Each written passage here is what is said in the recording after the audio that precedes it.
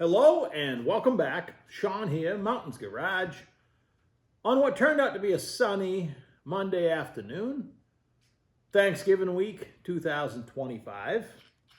After last night's video about the Rymark valve spring tester, I received some good information and I played with it again this morning and I'm getting more believable results. The best piece of advice was on the dual springs. You have to put the retainer on so you're harnessing the power of both the inner spring and the outer spring, and that got me within 5 pounds consistently of what I believe they're supposed to be. I still haven't broken out the new springs yet that I actually have the paperwork on, but it's progress. The checking spring is still giving me fits, but we're not here to talk about that. Today we're going to talk about the 31 Model A Ford Tudor, that's T-U-D-O-R, and back in June, last day of June 2022, I shot a video outside. It was a Saturday night, I believe, if memory serves me correctly. It's all just going off the old RAM upstairs there. And that afternoon, I had hauled it home. It was in pieces. It was a beautiful cab, if you will, a body. Almost like you went down to the Ford dealer and bought a body in white, but it was a dark maroon color. It has a 1970 Missouri title that I have. And it had all kinds of new parts. It had new wood for the roof filler. It had the filler material, the chicken wire, all that stuff. Garnish moldings, boxes and boxes of stuff. It had a American stamping, unwelded 32 Ford frame kit with the blueprints and everything. There was a lot of stuff. So I packed it all away. The body I set on a Model A chassis that I found in the junkyard. It's got Mustang 2 front suspension, 8.8 Ford 4-link in the back. It just sits outside and I keep threatening to build something on it, but it's still sitting out back. But the body set on that, kept it up off the ground. I topped it up and there it sat till October. I had no intentions of ever getting rid of it. I always wanted a Model A Tudor, T-U-D-O-R. In October, I saw a Lakewood scatter shield Bellhausen for sale in Western Maine. Drove over there and I made a new friend. I bought the Bellhausen.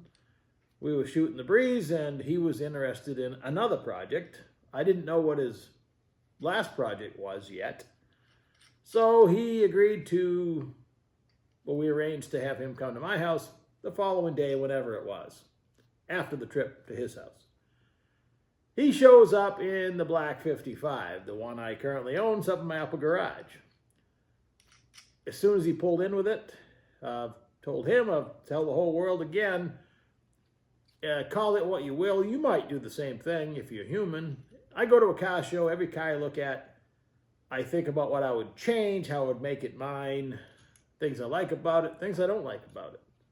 That's, if you're a car person, that's probably normal, or that probably goes for any sport or activity or hobby. You like what you like, and you know it when you see it. What I liked about the Street 55 is nothing really jumped out at me that would say I should immediately change things. And I told him that right there. He said, well, it is for sale, and I was in no position to buy what looked to be a pretty expensive 55 Chevy. When he left, I thought about it. I had 2 unfinished Novas, a son who was 12 at the time and not getting any younger, and I'm out here working on transmissions and rear ends for everybody else and not accomplishing much for myself. By the time I actually finished one of those Novas or any hot rod we could go cruising in, it'd probably be moved away by then. So I made the decision. I had 2 friends that were interested in both cars. I literally sold them that afternoon and went and bought, started the discussions about buying the 55. He really wanted that two-door body I didn't want to get rid of. It became part of the deal in the Street 55. in 2022. He is like me in a lot of ways. He has to have a project, like all of us probably. He does his strategy a little bit different. He does one at a time, probably smarter, because he finishes them in record time. He got this car from me in October. He had it registered and driving in March of next year. I mean, he just goes and goes and goes on these things. And in its first completion in his hands, it had a 496 tunnel ram, the very same one I bought a year ago this week. I bought the short block because he was upgrading to put a blower on the Model A, and he built a different short block for it. He kept his cylinder heads. I bought the short block, and if you remember, a year ago this week, Black Friday, I bought some AFR cylinder heads and all the pieces, and I put it together, and it sits right over there, ready to be used. He is ready for a new project. He brought home a 63 Nova recently, and gonna take the blown motor out of the Model A and put it in that. Long story short, I had a lot of stuff to Pro Street that car, which was the goal, narrowed rear end, etc. And he was gonna sell the Model A rolling, and here it sits in my garage. It worked out. So that I'm thankful for. I've always regretted any project.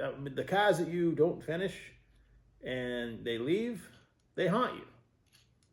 I got one particular Nova that you wouldn't look twice at, the 68. And I bought it for cheap money, sold it for cheap money because at the time it was just in the way. And I regretted it ever since. The nicer ones, yes, I regret, but the worst of the three that I had at the same time, well, 4 or 5, I regret. So I've regretted not having the Model A, and now fortunately it's back, and I've been cleaning, and I unearthed all this stuff and was able to take a load of the stuff and use it like money. So that is okay. Let's take a look at it. Oh, by the way, I'm sitting there playing with the brake pedal. The first thing I have to do is get comfortable in it, and I can't drive it currently with my work boots, so I'm in the process of taking out the master cylinder pedal bracket and modifying it enough so I drive with 2 feet. And even if you drove with 1 foot, my boot's just too big. It won't come up off the throttle and go to the brake. So I think I got just enough room in there without cutting the center console out of it.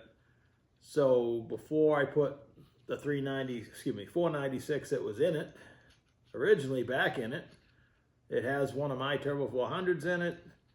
The one you might remember, the one that's lime green with a bat painted on it, with an old Fairbanks aluminum valve body. That's what was in it. Kind of funny, it matches the color of the outside of the car. That is happenstance, and let's go look at it. I'll include pictures that were taken outside. One from a year ago when it still had the tunnel ram 496 in it, and one with the blower recently.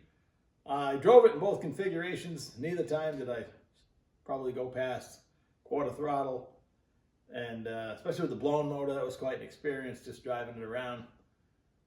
Instant throttle response is pretty cool. So he originally welded up the 32 frame, and that was its first version. And he didn't like the way it came out. And he bought a Boiling Brothers, I believe, Model A frame, and that's what it sits on now. The front axle that was in it is under my 47 Ford truck that I was building last winter that I need to get back on. It's been displaced. Currently just outside, it's not going anywhere. It has the same axle, and it is leaf spring behind with the leaf spring mounted in the traditional position under the radiator, which is cool and all, but it kind of messes me up because on my way home, when I bought it the other day and I'm driving it home and looking at it on the trailer, thinking first thing I'm going to do is probably paint it flat black or flat green. It's already flat green, but maybe something more subdued. I asked my son to come out and help me push it around. First thing he said is, I love the color. So there's no chance I can paint it now. So I thought I'm going to add fenders. I'm going to make the fenders flat black, or even gloss black, but black.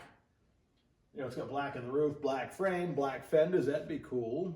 And I can still do that, but I need to change out the front axle because I need a spring over for that to bring the wheels back where they belong, to make the fender line up. So it became more involved, my thought process, and then it hit me, much like when I walked by a car at the car show, all the things I want to change. How about, in this one, I take a different approach. I go front to back and change the things that I absolutely feel necessary, you know, to make it mine and to put my drivetrain in it and whatever else I'm going to do. All relatively minor stuff. Drive it open wheeled. I can always move the axle and put fenders on it another time. Let's just, what does Dave Freiberger say? Don't get it right, just get it running. Well, that's going to be the MO in this one because the motor's ready to run. I have a transmission. It has fast shafts, that's the brand, 2-inch diameter drive shaft. And immediately I was chucking that thing in this metal dumpster. But just for kicks, a minute ago, before I shot the video, I called Fast Shafts, told them it's only 30 inches center to center on the U-joints, and described the yokes it had on it. They only make 2 or 3 options. He wanted to make sure it wasn't the super lightweight one for like a sprint car or something, and he expected that drive shaft to be good for 800 horsepower.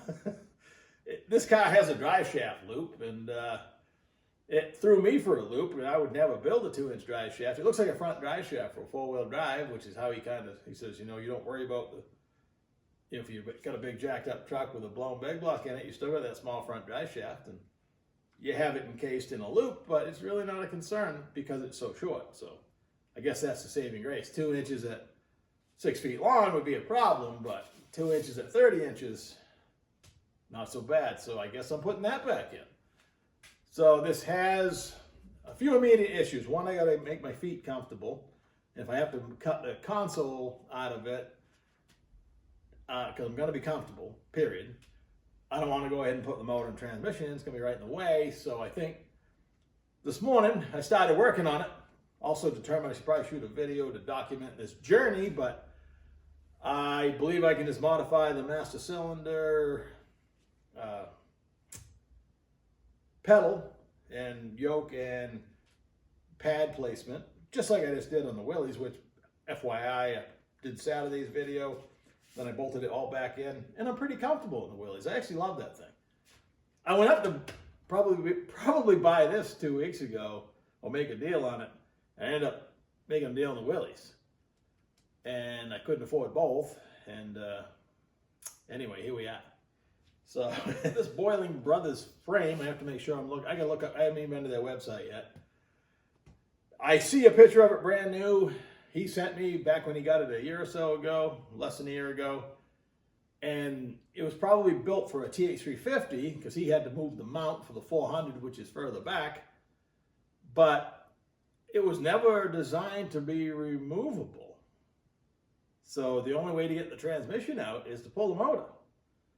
I don't like that, but the way it's made, I'll figure out a way to make it removable, or I may decide to just suck it up, put it back in there, and if I gotta do anything to the transmission, I guess I gotta slide the motor ahead. So, which would be an added pain, but I don't anticipate, you know, I'm not going anywhere too far with this that I couldn't tow it home and fix it in the privacy of my own garage. So my brain doesn't like it, but once again, I got to pick my battles. It has a 9-inch Ford 370 gear, Speedway dual rib center section with probably a bit of positive traction in it. That's fine. 31 spline axles, 11-inch drum brakes, got 11-inch disc on the front. Most everything Speedway, which is fine. The interior is pretty decent. There's no side windows, but I have all the regulators, so I'm going to put windows in it eventually anyway. He had the rear quarter windows in. It has a windshield that flips out. It has just a green plastic rear window. Window kits aren't too bad. I can buy an entire window kit for shipped about $500. I could buy about half the windows, maybe just the ones I need, for more than half that, so I might as well get the whole kit and hope I don't break them when they're sitting around here for the rest of my life, but I'm used to that. There's rear coilovers and a triangulated 4-link, all pretty normal street roddy stuff. I'm going to do some research as to, I've already done some about where I can put the fuel. The fuel tank sits inside with you. I want to at least close it off, if not move some stuff around. There's not much room outboard anywhere in the car for the fuel tank, so I don't know where they were in the stock. They would have been in the cowl. Yeah, that makes sense. So it's not going back there. So minor things like that, but going to fun little project, and a relatively easy one. I'll make it hard because that's what I do.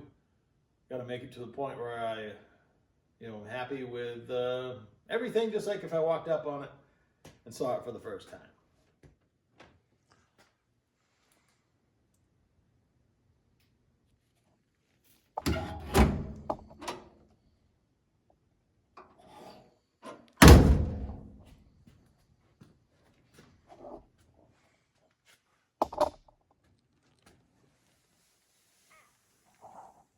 All right, thanks for watching.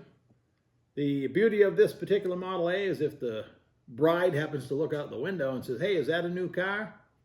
I can look her in the eye and say, nope, not to me.